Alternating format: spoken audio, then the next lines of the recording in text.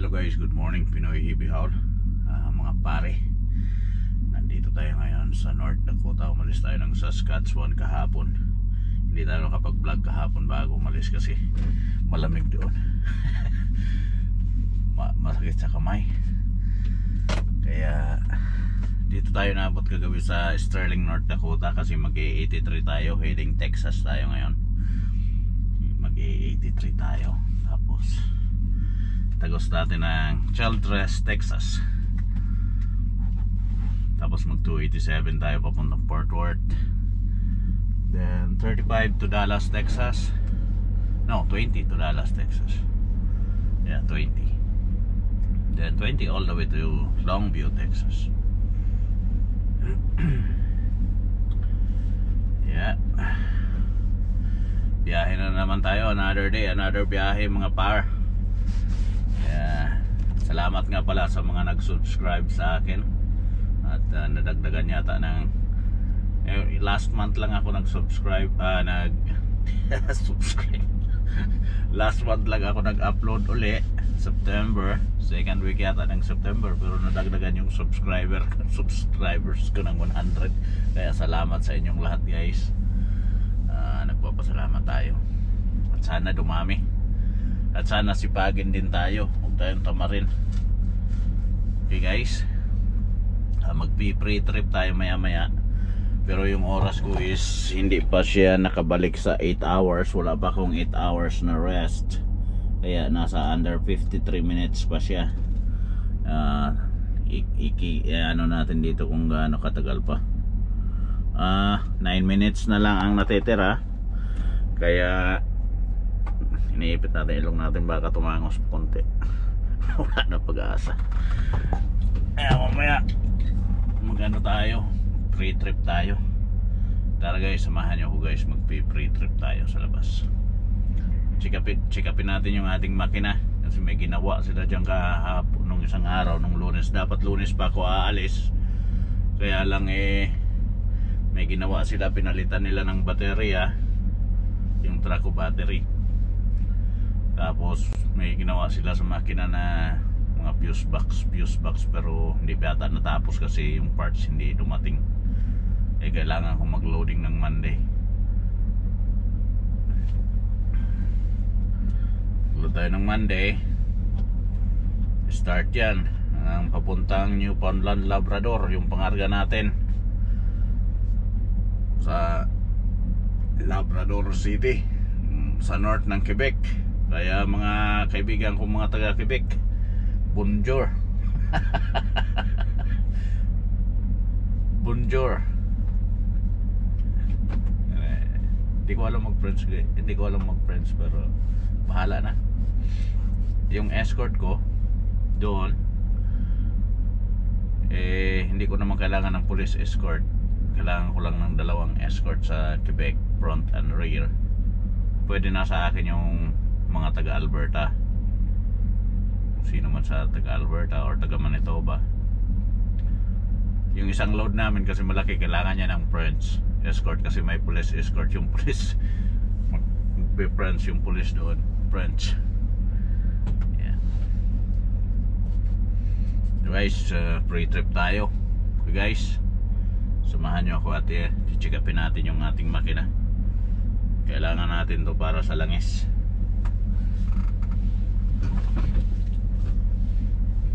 Tara, samahan nyo ako.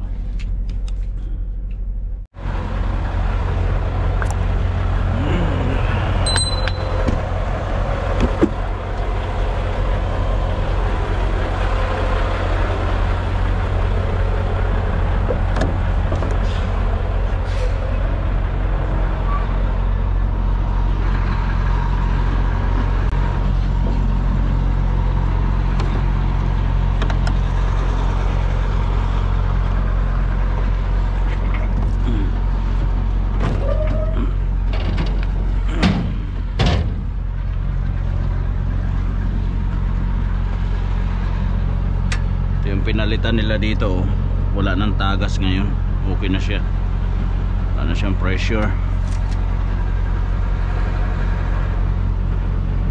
Ito naman langis natin, dark na siya, malapit na mag service eh.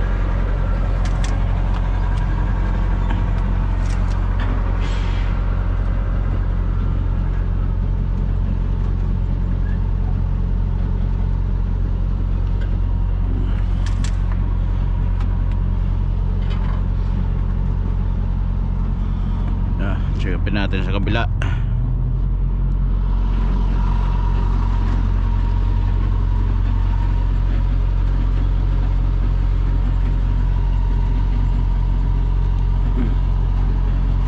Chinik up ko kasi ang voltahe ng ano kung nagcha-charge ito, hindi ko na ibalik.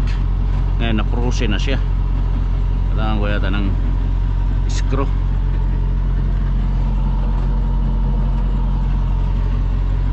Na-pruse, malamig kasi. Naman walang kalog yung ating panhub.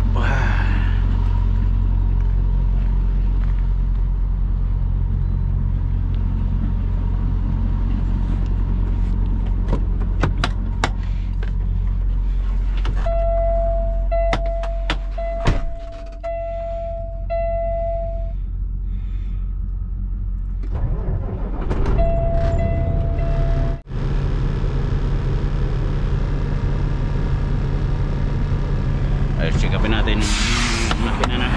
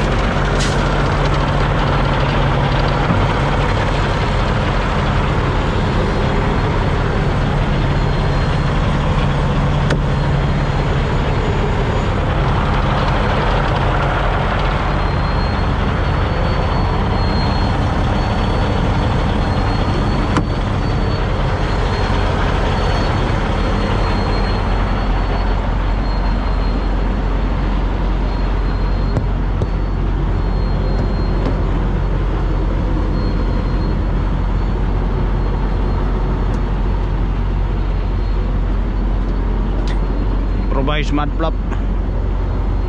Guys, nagdala tayo ng spare kasi pupunta na naman tayo sa middle of nowhere sa Quebec. Walang mga service area. Matagal magpa-service ka, walang service area, kaya kailangan natin magdala ng gulong para sa trailer natin.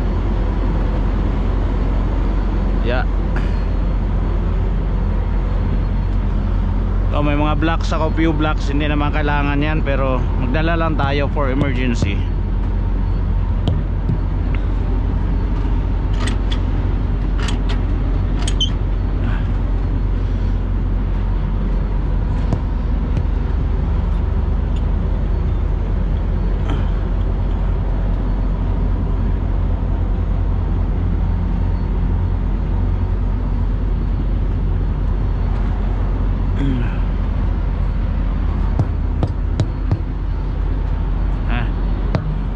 Itong trailer na ito guys, malapit na ito ibenta. Dadalhin na ito sa auction, baka pag matapos ang biyahe ko na yan, i-auction na ito pag dumating yung ibang trailer.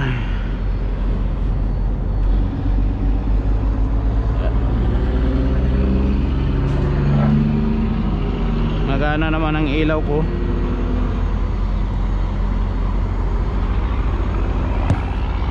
Ito, kaya ko nilagyan ng balot dito kasi bawal yan ng oversize na tumatakbo ka na hindi ka naman oversize. Kaya lalagyan natin ng red or kahit anong takip dyan.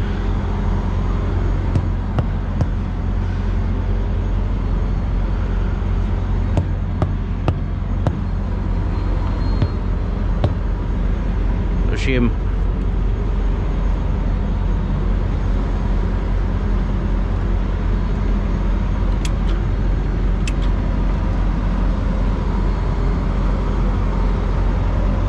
Yeah.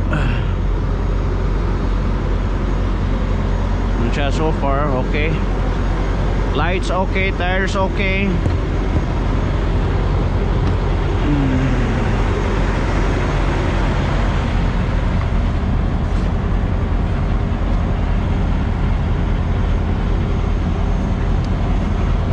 Magulo dito guys. Marami akong tape. Ako para sa ano yan. Ito guys yung pangtanggal ko ng gulong.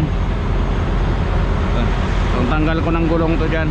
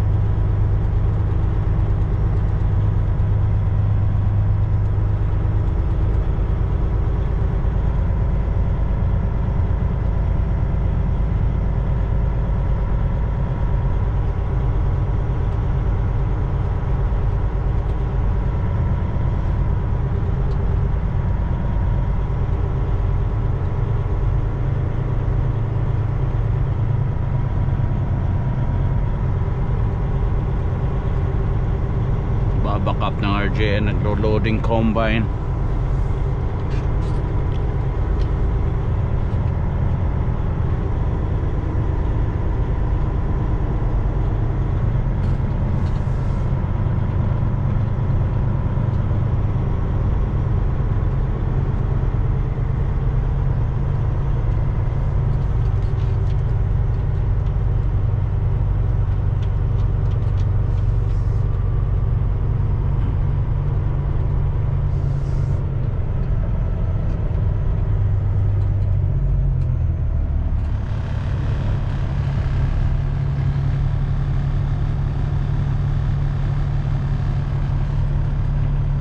Diesel tayo, fuel. Ayun.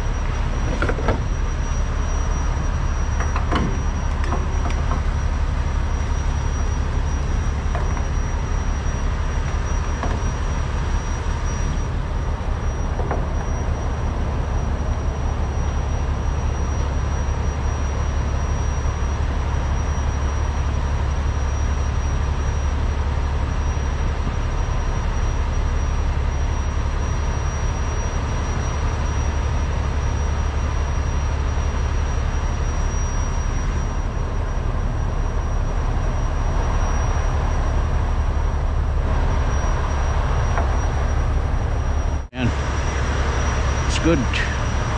100 gallons, 357 US dollars.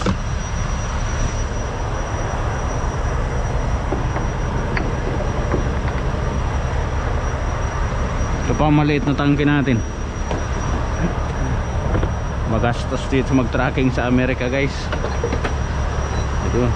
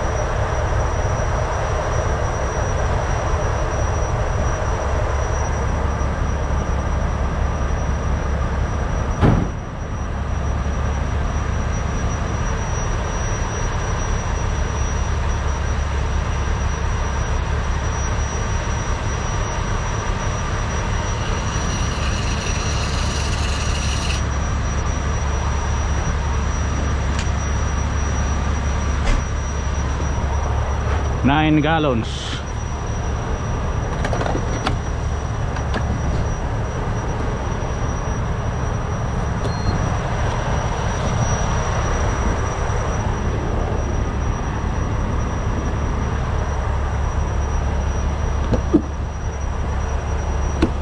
Okay, secure.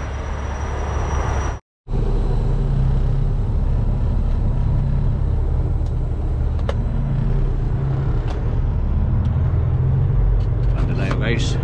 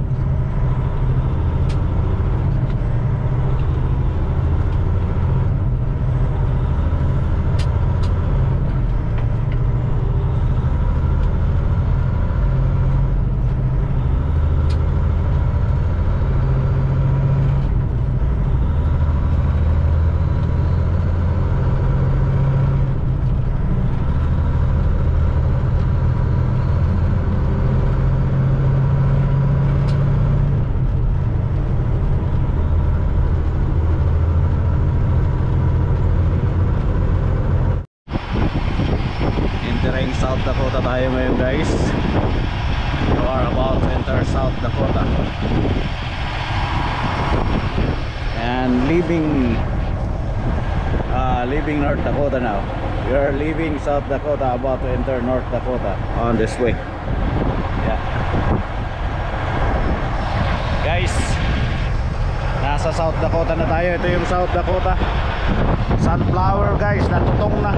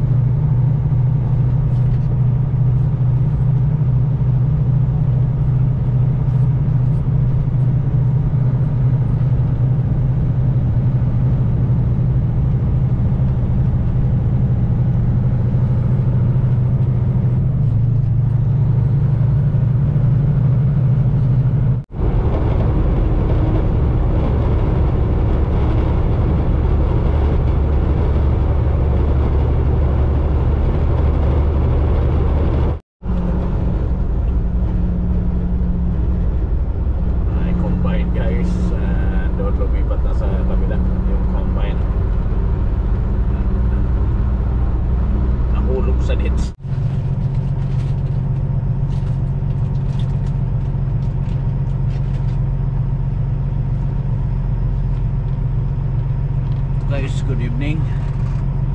Updates lang to si Pinoy Heavy Haul. Nakarating nga pala tayo ngayon dito sa Overland, Kansas.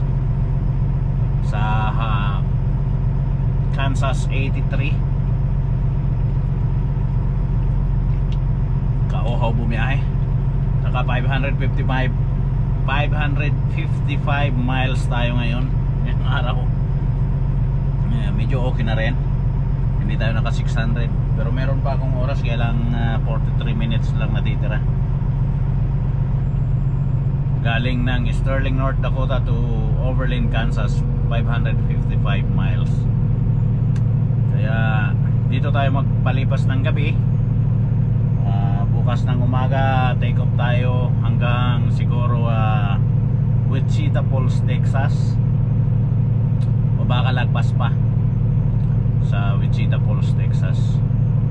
Sunday maaga pa ando na tayo sa Longview, Texas. So Sunday around noon siguro, kasi Sunday medyo mahina naman ang traffic pag Sunday.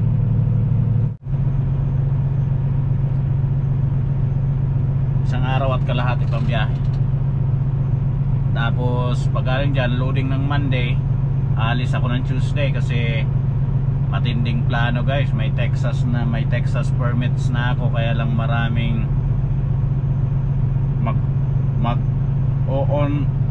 on ramp ka, tapos off ka, tapos doon ka sa kabilang exit, mag-i-exit uli balik sa expressway. Kaya medyo mahirap yung pagmataas ang pangarga talaga dito sa Texas, kasi on and off ramp ka. Tapos pag hindi ka pa marunong magbasa ng permit, maliligaw ka. Kaya kailangan tutukan talaga masyado ang permit, yung Texas permit, kasi merong mga FM road. Liliko ka sa FM road, babalik ka sa ganito, sa mga anong tinatawag, may mga SL sila dito, state loop, states loop. Diyan sa Texas marami, may FRW, frontage ang tawag doon. Frontage, ibig sabihin doon ka sa frontage dadaan, hindi ka babalik sa freeway. Magkamukha yan, yung freeway at saka frontage. Kasi freeway, PRW, freeway. Tapos yung frontage, freeway, pareho lang. Kaya maliligaw ka sa Texas pagka hindi mo tinutukan ang permit. Kailangan nakaprint. Meron akong printer dito, kaya may piprint ko yung permit, tapos pag-aralan ko sa linggo. Pagka loading ng Lunes, kasi medyo matagal-tagal ang loading, sila lagay pa ng skip wires sa taas, kasi mataas yung pangarga, lalagyan ng skip wires. Tapos skip wires ba o wires skip, pareho lang naman yan, magkatunog eh. Tapos lalagyan na yan doon sa taas. Meron akong ladder dyan na dala-dala, yung ladder ko, kaya maglalagay ako nyan. Tapos magti-tape. Kaya take times talaga bago bumiyahe. Tapos mag-aaral ng permit, basahin ang permit ng maigi, nang hindi maligaw. Kasi ang routing ko downtown Fort Worth sa Arlington, Texas. Yung stadium nila doon, stadium nila ng Arlington, Texas, yung pinaglalaroan ng Dallas Mavericks ng basketball, at saka yung mga football nila doon naglalaro. Kaya doon tayo dadaan. Makikita nyo guys, kasi isasama ko sa vlog ko sa pagka nakadaan ako doon. Kasi medyo kwan tayo ngayon, sinisipag-sipag mag vlog. Okay guys, good night sa inyong lahat. Mag-iingat kayo at salamat hanggang sa muli.